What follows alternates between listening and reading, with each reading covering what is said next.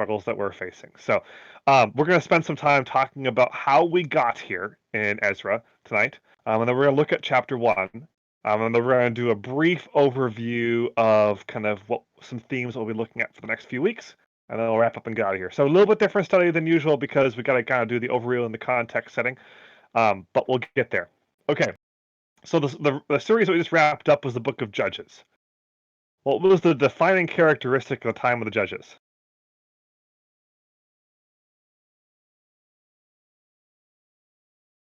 There was one thing we kept coming back to.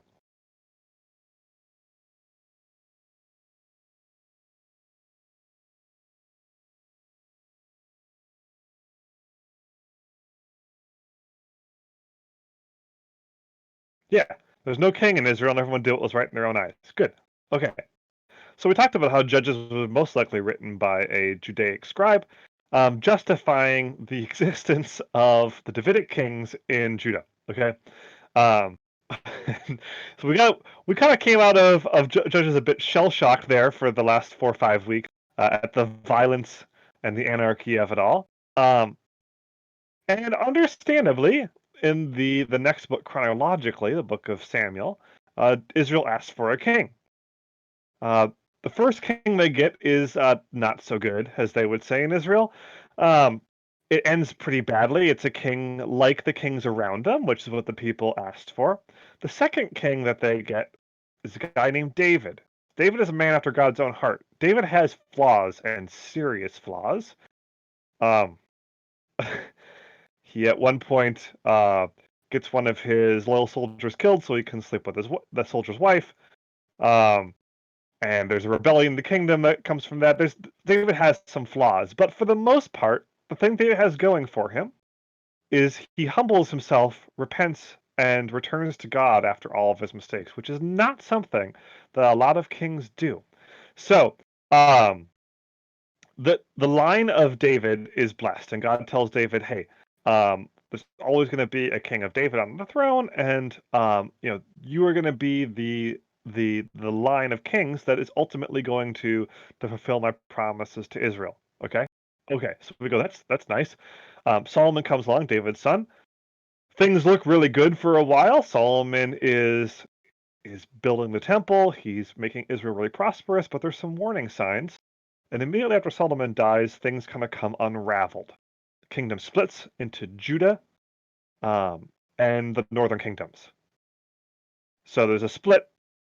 Judah and a couple tribes break away. The northern kingdoms become their own thing with the capital based in Samaria. Interesting. And the two kingdoms have their own separate sets of kings. Okay? So automatically not ideal. Within those kings, we get some good ones and get some bad ones. Judah is a mixed bag. She gets more bad than good. Israel is not a mixed bag. Israel just gets straight up bad kings. Pretty much unmitigated dumpster fire from beginning to the end. Israel gets sacked first. Israel gets invaded by a group of people called the Assyrians. You guys remember anything about the Assyrians? We talked about them before? Yeah. We've talked about them before. The people from Nineveh. I've brought up my favorite Assyrian bit of artwork that illustrates their brutality. So we won't get into that again. But very, very, very much not nice people. Yeah. The illustration that we use in church a lot is they skin people alive and they put the skins on their city walls. That's pretty brutal, to be fair. But that was not the most brutal thing they did by a long shot. There's the ancient sources are filled with lots of other, shall we say, colorful. There's a double entendre for you. Examples of what they would do to people that they conquered. So not nice people, not good people. Yeah, they make Negan from The Walking Dead look like a really affable, easygoing guy. So so that's the Assyrians, and those are the people that sack Israel. So Judah gets attacked by the Assyrians. The Assyrians kind of come up to the gates of Jerusalem, but they're repelled. There's a good story about it in both Second Kings and Second Chronicles. And Judah stumbles on. They Israel, northern Israel, never really recovers. The ten tribes that make up Israel never really pull themselves back together. There is still a remnant there to this day, actually. That's kind of where we get they come back and they're kind of the Sumerians that I talked about in the New Testament. There's still 800 Sumerians today, or Samaritans today. They are, by the way, recruiting, especially if you're female. They're looking for people to join them and swell their ranks. But they never really recover. Yeah. Judah stumbles on. Judah survives the Assyrian conquest and goes on a little bit further. Assyria, from their brutality, they hold their kingdom together for a long time, but it starts to crack. They eventually get taken out by the Babylonians. Okay, the Babylonians are another kingdom. They're somewhat less brutal than the Assyrians. They're still certainly brutal by today's standards.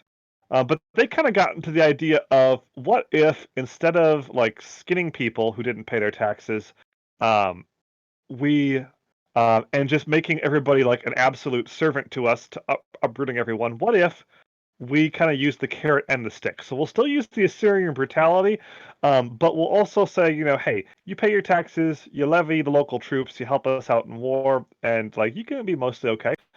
Um, the Assyrians come, or the Babylonians, yeah.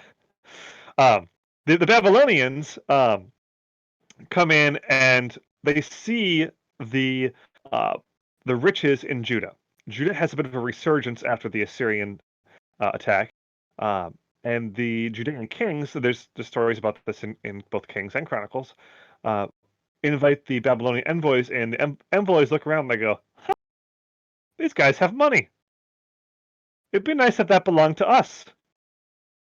Um, the writers of Second Chronicles, especially, tend to portray it as an example of how Judah, even as she recovers, becomes prideful, and the pride leads to her downfall. The Babylonians come in, they take Judea, they say, "You work for us now." 10 years later, the Judeans rebel, try to overthrow Babylon because they're God's chosen people, right? They should be able to do that. Babylon comes in and says, that's not really going to work for us. And they level the place. They come in with more of an Assyrian-style conquest the second time. They take all the noble people and they export them to Babylon. They say, by the way, you work for us now, and to make sure that you can't cause trouble, we're going to spread you around the area. We're going to take the best people, the richest people, the leaders, and we're going to make them Babylonian servants, okay? You guys remember Daniel, Shadrach, Meshach, Abednego from Sunday school? Those are the guys who get exported to Babylon. Okay, so the Babylonian captivity lasts for about 60 years. The Babylonians run afoul of the Persians. Okay, so the Persians are important because they're the kingdom that's in charge in both Ezra and Nehemiah. So we're going to park here for a minute and ask, what do we know about the Persians? What do you guys know about the Persians?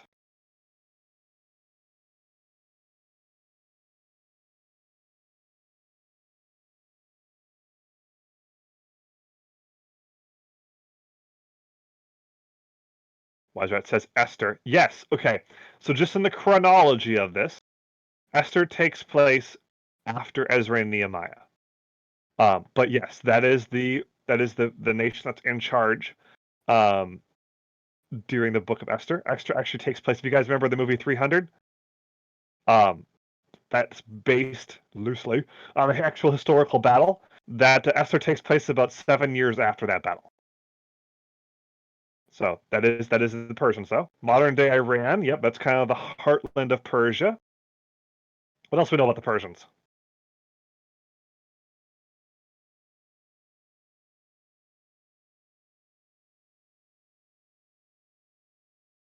They make great rugs. Yes. It's funny because I'm reading Herodotus on the side. Herodotus is a Greek historian who writes about the Persians as well, writing in uh, shortly after the time of Ezra and Nehemiah. So it's interesting because he writes about a lot of the same kings, and you can kind of get a non-Jewish, non-Persian perspective of um, of these kings that are in the Bible as well, which is kind of fun. So we know quite a bit about the Persians because of that. Some Persian writings have survived. We have the Bible talking about the Persians, and we have some Greek writings like Herodotus that talk about the Persians. The Persians were part of a group of people called the Medes and the Persians, right? You've heard the laws of the Medes and the Persians. They were kind of allied with the Medes, the Empire of the Medes. They were a subservient group, or a kind of a what's the word I'm looking for? A group that's a tributary of the Babylonians at a point. The Babylonians got fed up with the Medes, who were allies of the Persians, and they helped a guy named Cyrus rise to power. Cyrus is the guy we're going to read about tonight. Cyrus is a heck of a figure. That was the last mistake that the Babylonians were going to make, was helping Cyrus rise to power, because Cyrus comes and conquers basically everybody. He conquers the Medes, he conquers Asia Minor, modern day Turkey, so a bunch of Greek cities he takes over. He conquers the Lydian Empire, which was a fantastically rich empire at the time. And he conquers the Babylonians. What's really funny is Babylon, which is the most important, most powerful city in the world at the time, he doesn't even bother to come down and conquer it himself. So he sends one of his generals. He's like, "Can you deal with this? Like, I'm conquering my way through Turkey." The general comes down and sacks Babylon. There's a story about it in the book of Daniel, which is often dismissed by historians. But if you read Herodotus, the Greek historian, he actually tells a story that lines up almost perfectly with the book of Daniel, which I just find rather amusing. How the default is to throw out the Bible in historical circles, but then if you actually read it with other um, contemporary sources, it actually usually holds up pretty good. The city is sacked in one night. The Babylonians are actually partying because they can't imagine that they're being sacked at the time.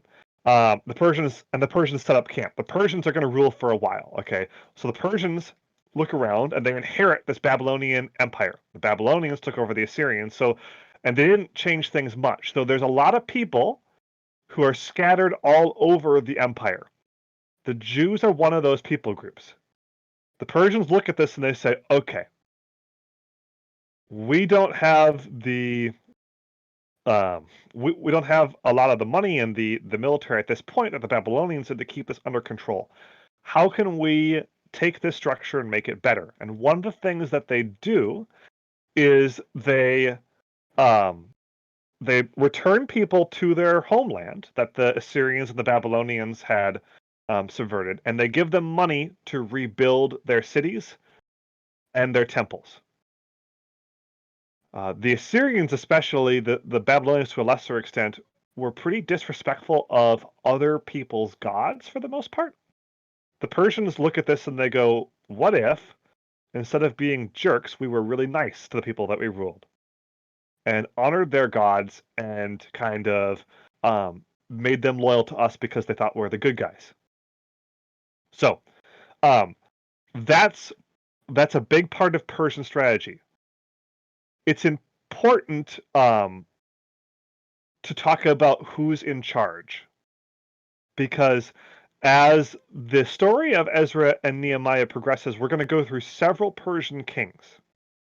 These Persian kings go through cycles of edicts to Israel. Okay, it's really easy to look at that and go, I don't understand what's going on there, why that's important, why these things are happening, why we're getting some different reports and some of the same edicts. What's really interesting is if we take the time periods that Ezra and Nehemiah are feeding us, and we look at it with Herodotus, we get some clues as to why certain things are happening, okay, and why the kings are interacting with Israel the way that they are. And it's really it's really interesting from a historical perspective, but it teaches us some things about how God works too, which is why we've gone through this whole little historical vignette right now. Okay, it's really important to get the sequence of kings correct, and we'll talk about each king in turn. And it's really important to kind of look at the external threats and internal threats that these kings are facing, because it plays into the story. The kings are doing these things not out of the goodness of their own heart. I've heard it taught in church quite a bit that the Persian kings really respect the God of the Israelites and start to follow him, and that's not true at all. They're outwardly respectful towards him, They're still serving Ahura Mazda, their god, but there's reasons for, in their mind, they're doing the things towards Israel and towards Judah because it helps them. Okay, they're not doing it out of the goodness of their heart. And an ancient Israelite would have or classical era, we're getting to now, Israelite would have understood that.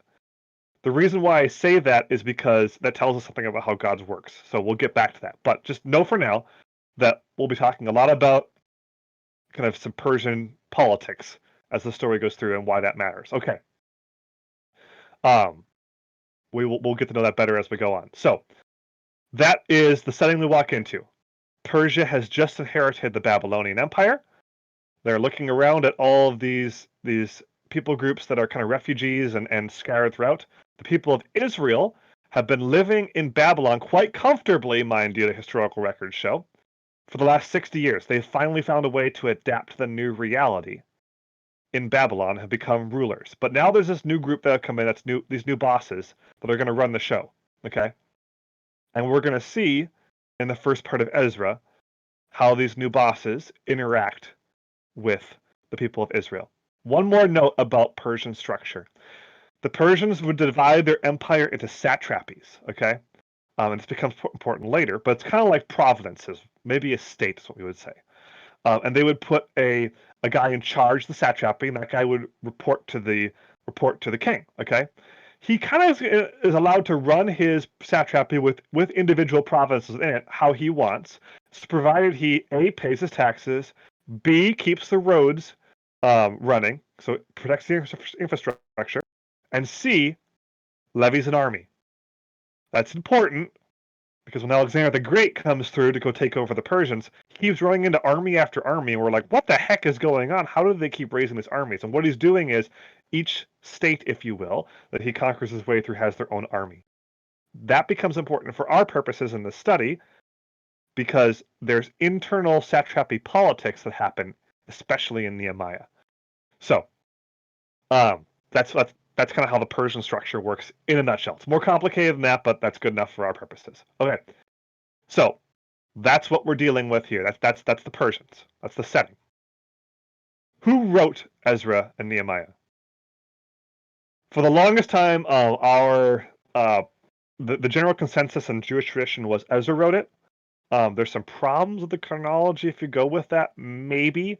So there's a lot of different theories right now as to how it goes. A really popular theory for the last 40 years was there's this unnamed guy named the Chronicler that wrote it, who's drawing from works of Ezra and Nehemiah. Maybe Nehemiah wrote it. Maybe Ezra wrote the Ezra half and Nehemiah wrote the Nehemiah half. Lots of different theories. We're going to go with, for our intents and purposes, it's either Ezra who wrote it, which is the traditional view, or Ezra's disciple. Okay? A guy very close to Ezra. There's things in the story that only Ezra would know, and more than likely, Ezra wrote the large part of both First and Second Chronicles, Ezra and Nehemiah, and he probably drew on some works of Nehemiah for writing Nehemiah. Okay, so we talked about where, we talked about who now, most likely Ezra. When? Well, during the Reconstruction period. So in the 3 and 400s BC is when this is written. Or afterwards, as kind of a review of what happened. We are that's when and to who. Okay, the people of Judah, who are now back in their land at the end of this. Spoiler alert, and are struggling with what we do next. Okay, this is we talked about there's different types of Hebrew literature in the Old Testament. This is a historical book.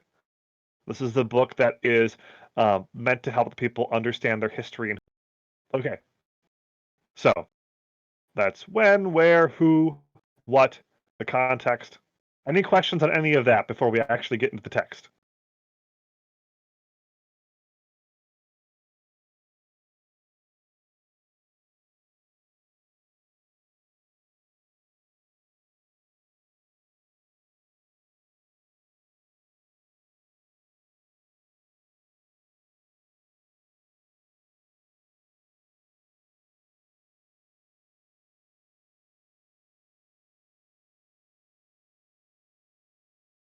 Okay, no questions. Cool. One other thing that we usually do is themes. So, but I keep saying Ezra and Nehemiah. That's because those two books go together. They run chronologically into each other, one after the other. And it's generally understood they're most likely written by the same person. So they're kind of one book, like First and Second Samuel or First and Second Kings, First and Second Chronicles. Okay. Themes of Ezra and Nehemiah. The preservation of God's people. Huge theme. Prayer is a very big theme. We have a lot of prayer in this book. It's actually very counter to Judges in that sense. The complicated thing about Ezra in particular is purity is a big theme. And we'll get to that at the end of the book. But the book of Ezra is often blamed for some of the Pharisaical practices by the Pharisees that Jesus runs into. But purity is a big theme. And then adapting to the new reality of being part of the Persian Empire is a big theme as well. I will, Kes. Yep, I will. I will post that. I did not put it in my notes this time, but I have it in a couple of the sources I was working for this from this. So I'll post that next week. Good question. For those of you who don't see the text, we're talking about the list of relevant kings from Persia, and we will post that. Some of them are listed by different names in the Bible than they are in Herodotus. We're going to go with the Greek names because that's what everybody knows them as. But yeah, we will. I'll post that link, and then kind of the Greek names and the names that the Hebrew author refers to them by as well. Okay. Yep, and that is the list of the themes as well. So we'll see those themes brought up again and again. Okay.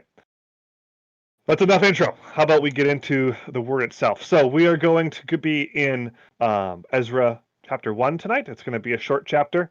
Everybody's going, my gosh, it better be after that super long-winded introduction. But it's pretty quick and straightforward. It's only 11 verses. The first 4 verses. Can I have a volunteer to read those verses?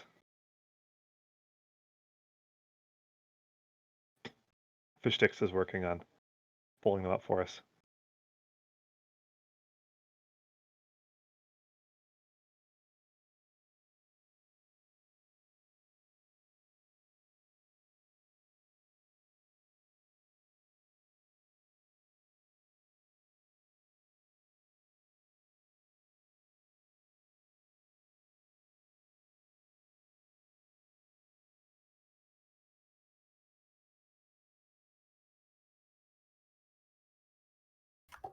I can read. Go for it. The proclamation of Cyrus in the first year of Cyrus, king of Persia, that the word of the Lord by the mouth of Jeremiah might be fulfilled, the Lord stirred up the spirit of Cyrus, king of Persia, so that he made a proclamation throughout all his kingdom, and also put it in writing. Thus says Cyrus, king of Persia, the Lord, the God of heaven, has given me all the kingdoms of the earth. He has charged me to build him a house at Jerusalem, which is in Judah. Whoever is among you of all his people, may his God be with him, and let him go up to Jerusalem, which is in Judah, and rebuild the house of the Lord, the God of Israel. He is the God who is in Jerusalem. And let each survivor in whatever place he sojourns be assisted by the men of his place with silver and gold, with goods and with beasts, besides freewill offerings for the house of God that is in Jerusalem. Thank you. Okay. So we get a proclamation from Cyrus here. Okay, so Cyrus is the first great Persian king. Talked about that. He's well loved not just in the Bible, but in other sources as well, because he lets everybody return home. He is not a jerk. And coming off of the Assyrians and the Babylonians, that is quite a feat. But he's also a brilliant military leader and king as well, if some of the Greek sources are to be believed as well. So Cyrus comes and gives a proclamation. Before he gives a proclamation, the Bible gives a little commentary on itself. Why is Cyrus giving this proclamation?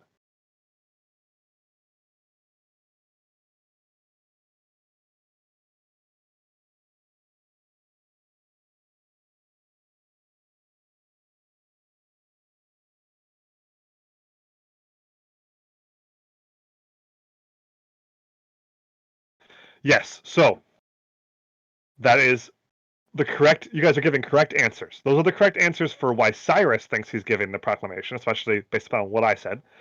Um, yes, so that's why he's doing this to kind of foment loyalty and to make the people like him and be okay with being part of the Persian Empire. But verse 1 gives a justification for this as well. What does verse 1 say is going on here?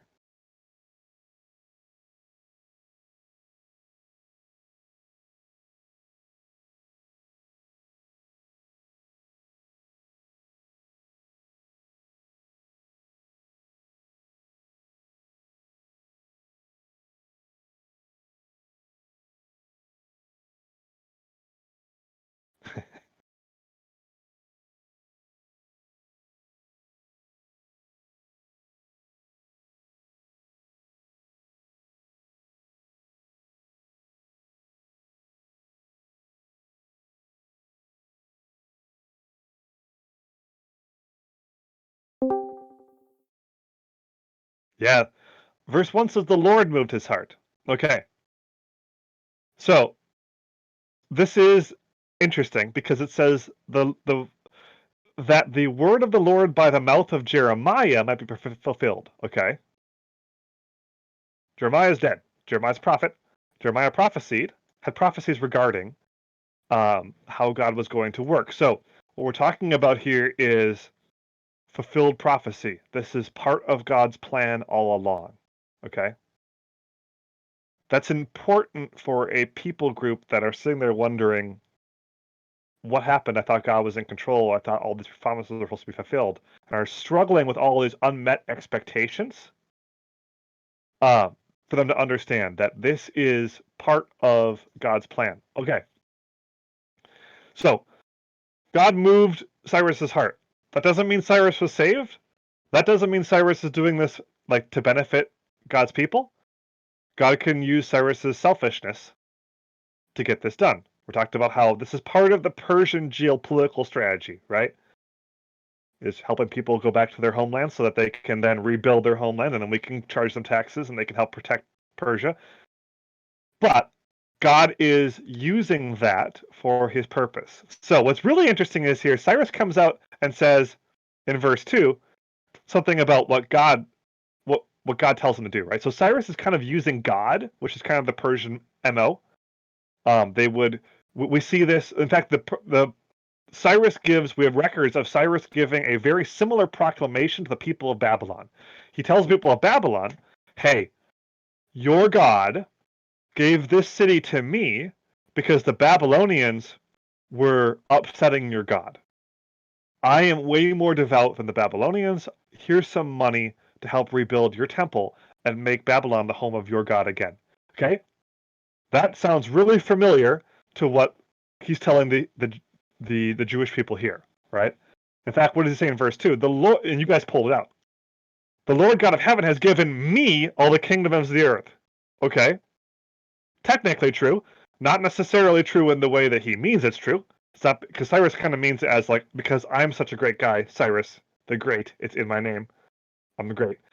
Um, so it's not necessarily true in that sense, but it is true in another sense that yes, okay, God through His providence has kind of given this to Cyrus, right? So it's a little bit complicated, but yeah. He says that the Lord God of heaven has given me all the kingdoms of the earth, has charged me to build him a house in Jerusalem, which is in Judea. So, uh, very similar messaging. It's very similar messaging to what he's giving the Babylonians, but this is great for the Judeans, right? For the Jews, because a few days ago, right before he was in charge, this was never going to happen. They were settling in, getting comfortable in Babylon, and trying to figure out how to be Jewish in this new culture, right? And now they have a chance to go back and rebuild their city. Okay. So not only does he allow them to go back, but what does he tell them?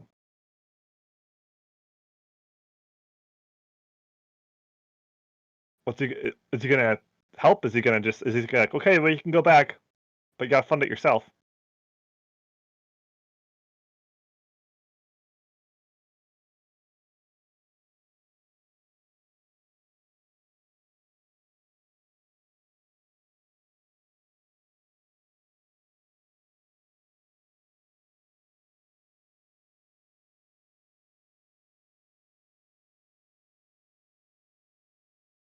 Yeah. Okay, so what does he mean by their neighbors?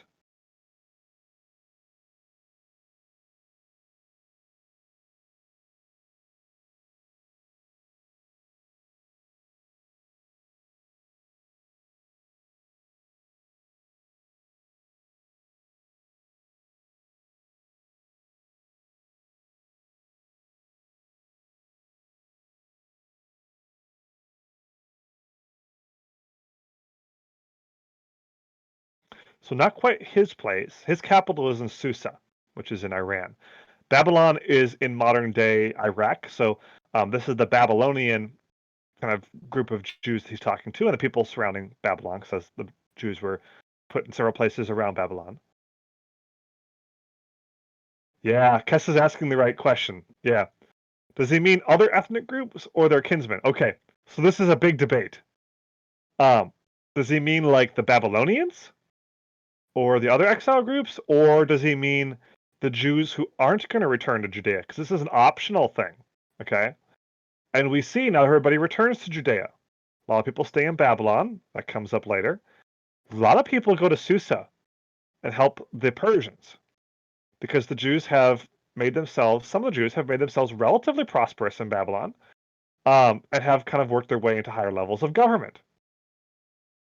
But there is a group that he says, if you guys want, go back. I want you guys to send some people back, and I want you guys who stay to give them money. That's one way of interpreting it. Another way is taxes. Okay. this, this isn't a this is something familiar to us. King comes in and he says, "Hey, you, give that guy your money so he can go rebuild something." Okay, this is ancient taxes right here.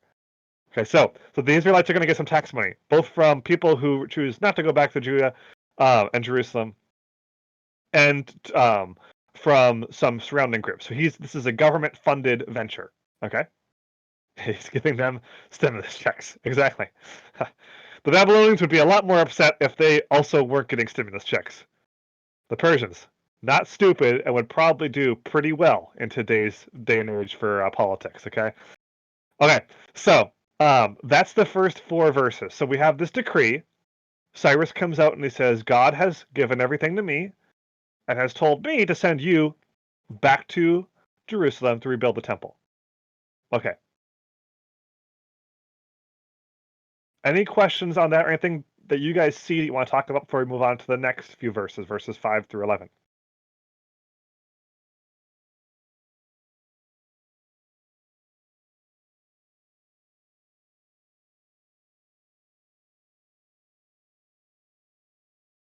Cool. Verses 5 through 11. Can I volunteer to read those?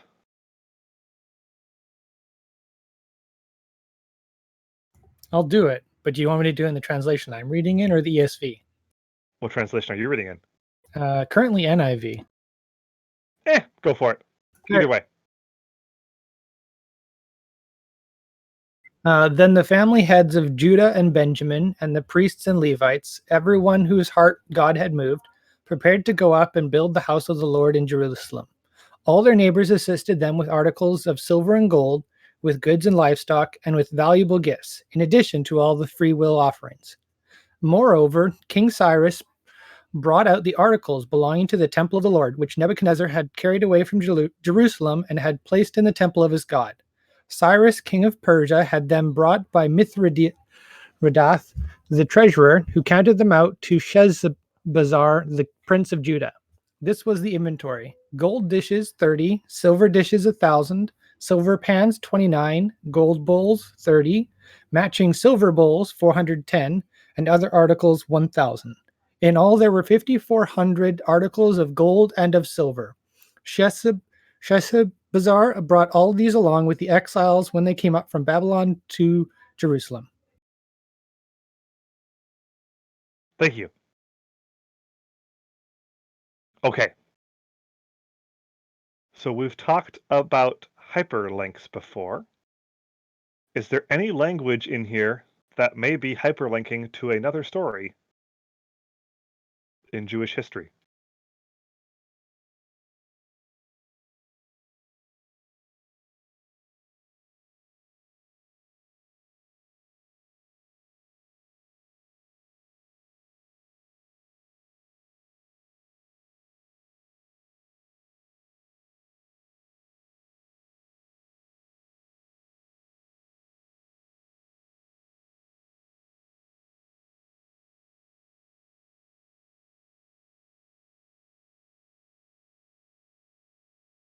Yep. Okay. So there's a couple hyperlinks here. Nebuchadnezzar's plundering. Yep. So Nebuchadnezzar, who's he?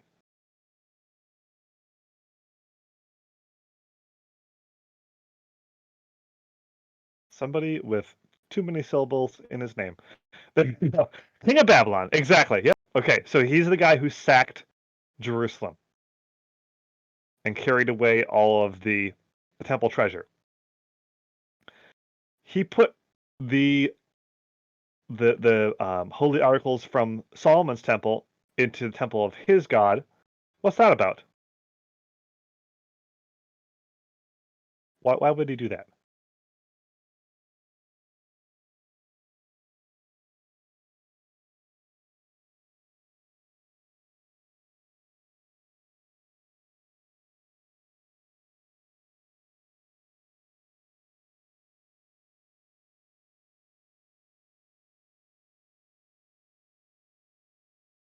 Yes, Kessa's god. Super common ancient practice. Okay, so Lady Ungarth runs marathons when she's not pregnant, and she has in our lower level a board with a bunch of pegs on it. On the pegs are all of her marathon medals, right? It's kind of her wall of glory. Here's all the things, all the marathons I've conquered, all the races I've done and conquered. Okay, so um, the ancient world equivalent of that was when you conquered another people, you took their gods and their gods' holy items back to your temple and you hung them on your temple walls and was like, look at me and my gods because we own this stuff, right? These are all the people that we conquered. So this is what they're doing is they're showing that the Israelites and their God are subservient to their God. They've conquered them, right? Yeah, Emirath. Yep. So yeah, it's a way of showing off. It's the metal wall, if you will. Yeah. Okay, so this is coming out of there. So that's certainly hyperlinking back to that story, and what it's showing is, in a sense, that's being undone and repaired, right? Maybe we'll see if that's actually what's happening in the coming chapters. But some of that is being undone. Some of the promises of Jeremiah are being fulfilled. Okay, there's another important story being hyperlinked here too, though.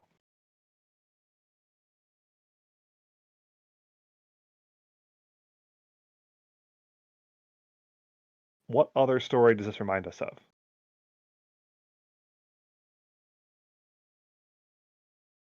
Look in the descriptions. There we go. There we go. Okay, Winged's got it.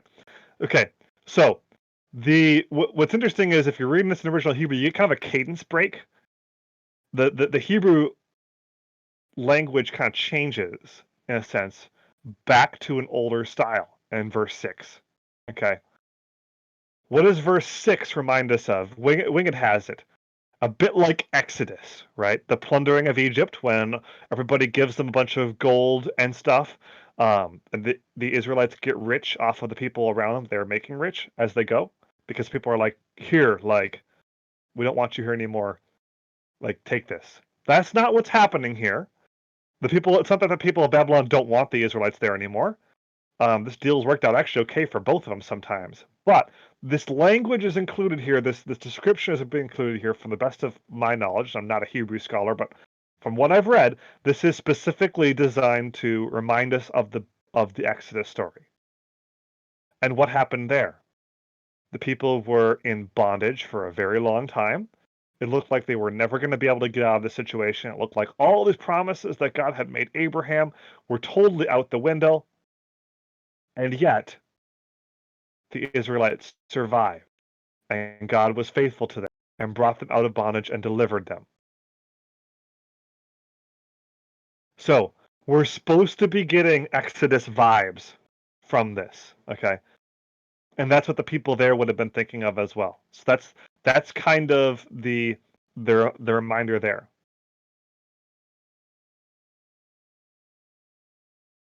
Yep. Okay. Anything else jump out to you guys from this?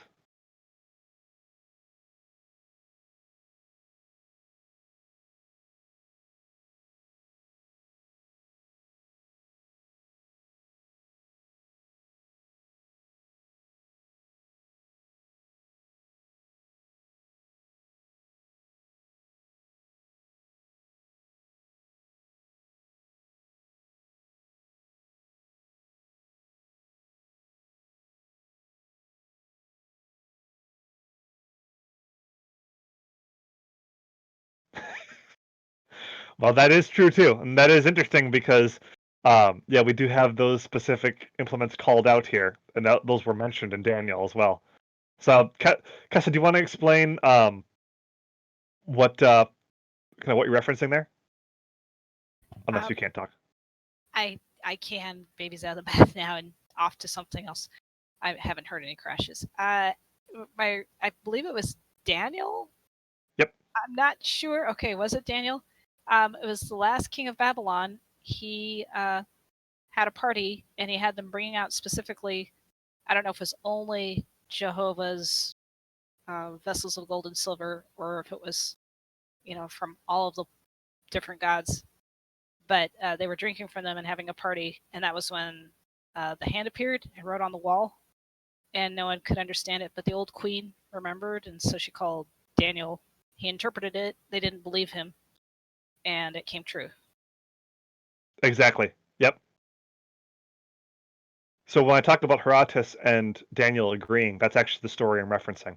Herodotus doesn't talk about writing on a wall, but in that story we get the king of Babylon is partying, and that night the city falls, and everybody goes, "That's ridiculous! You wouldn't party on the fall of a city." Herodotus says that the Persians sneaked in, redirected the river, and as the nobles were partying inside the city, the city was sacked from within. So the Persians actually interrupted the party and took the city out in the midst of this giant banquet that the Babylonians were having. That sounds an awful lot like the story of Daniel to me. And that is indeed what is being that is a good reference that the people here would be thinking of, because instead of doing that and defacing the holy implements, Cyrus is giving them back to the Israelites and telling them to go return them to their proper use. Now, if you're Cyrus, there's certainly a sort of vicious pragmatism to that, of see how God's put me in charge, right? see how good I am to your God, and I'm a good servant of your God I am. Like he's definitely put me in charge, right? But at the same time, like, the people of Israel are also going to understand. The people of Israel are also going to understand, hey, look at how God has judged that former king and put a king that's better for us in place, right? So when we read history and we look at life, it's tempting to kind of draw the line between natural causes or miracles, right? I sometimes cringe when I hear someone say, well, this was miraculous. That wasn't just a natural cause. Okay, as if there's like a difference, right? the ancient Israelites, I don't think, would see a difference.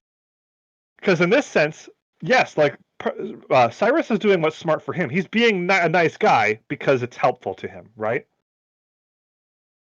But at the same time, God is using that to bring about his purpose. He's using that to fulfill his promises, right? So when we look around the world around us, we go, oh man, I wish God would intervene miraculously here. And yet a lot of times he's using natural, I'm using air quotes, you can't see them because there's no video, natural causes to bring about his will, right? That's called God's providence. We talked a lot about that in the book of Esther study, how the ancient Israelites didn't have a theology of providence, if you would, but they have stories about it. That's how they tell it. This is one of those stories about how they're talking about how they're referencing that previous king, how bad he was, right? Babylonian king. And now how God has brought in, through his providence, Cyrus, who is much more open and much more benevolent to the people of Israel. And it's using Cyrus to fulfill his promises of returning the people of Israel to the promised land and allowing them to rebuild his temple and to put the people of David back in on David's seat, right? Yeah. So, and then also the reference to the Exodus story, kind of similar there, how God has used circumstances to deliver his people, right? So this isn't where the Bible's very clear about this. This isn't just a a political reality that's allowing Israel to return to its promised land. This is God's work, right? And the Persians are going to see it as just, oh, it's convenient for us to put them back there, but it's convenient for them to put them back there because God wants the people of Israel to go back there. So God is using an imperfect situation. He's using imperfect leadership. He's using natural causes, if you will, to bring about his will, because he is totally in control, even though it looks like even though it looks like things are really bad for Israel. Israel just needs to adjust their expectations for how God's working. Okay, that's chapter 1. Is there anything we can take from that this week in our own lives?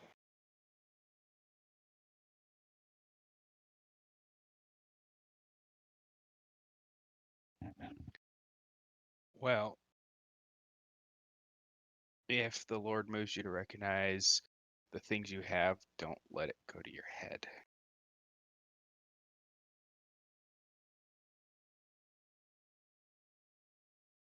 Yeah. Yeah, that's certainly a lesson to the Babylonian king, right? And through him to the rest of us. Yeah. Good. What else?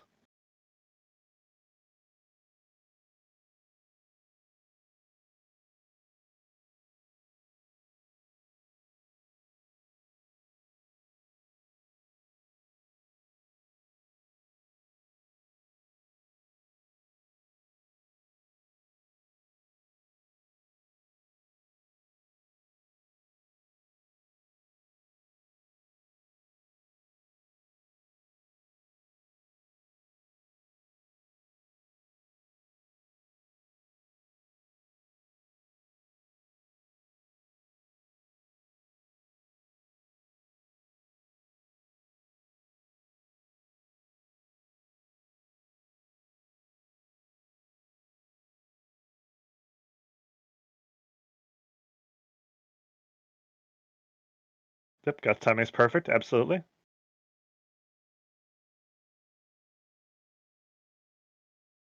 Yeah.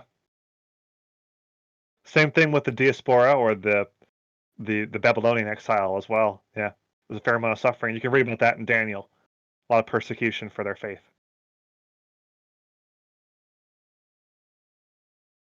What else?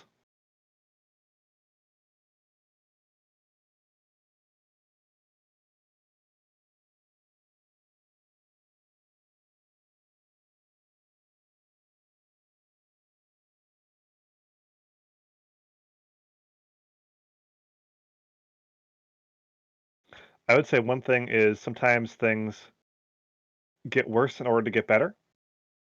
So let me give you an example. So the Babylonian exile, they've been in exile for 60 years. A lot of the Jewish leaders have gotten to positions of leadership.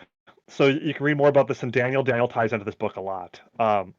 But Daniel is a advisor to the king of Babylon. In fact, Daniel is the one who interprets the prophecy of Babylon's downfall. And when he does, the king is like, "Oh man, give him like a position of even bigger leadership." Daniel's like, "Great, wonderful position of leadership in a kingdom that's going to be sacked tonight. Yay for that."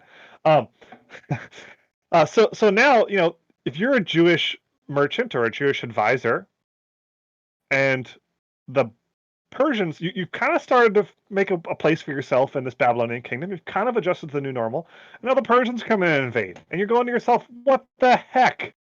Like, I can't catch a break, right? I'm just starting to make a profit. I'm just starting to rebuild a business here in Babylon. Just starting to work my way up the Babylonian government. And now the Persians come in and are going to be running the show. And yet, what happens from this? The first thing Cyrus does when he takes over Babylon is he starts sending people back. So this war that devastated Babylon and maybe wrecked some of their livelihoods or their seemingly their lives is going to result in them being returned to Judah, a far greater good than they had before, right? But they had to get worse before they got there. So sometimes things have to get worse or uncomfortable before they can get better. I don't like that either, but it is what it is.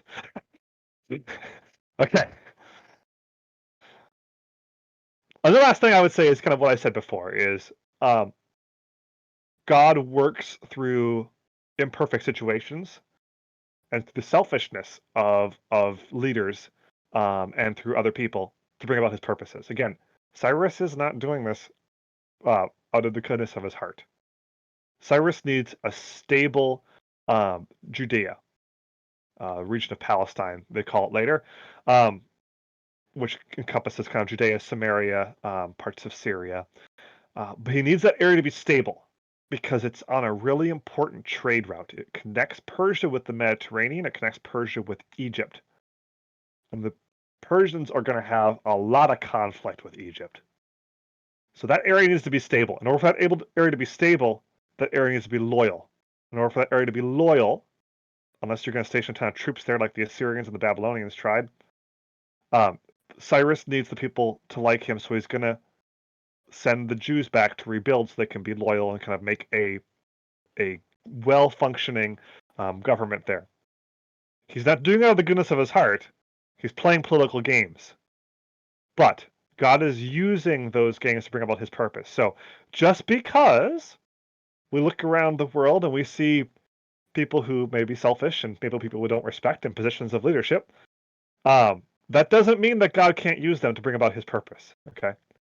So we're still called to serve God and to pray for them so that God can use them for his purpose, because God's still in control, despite what people of questionable morality may or may not be doing. Okay? So I'm not making a political commentary.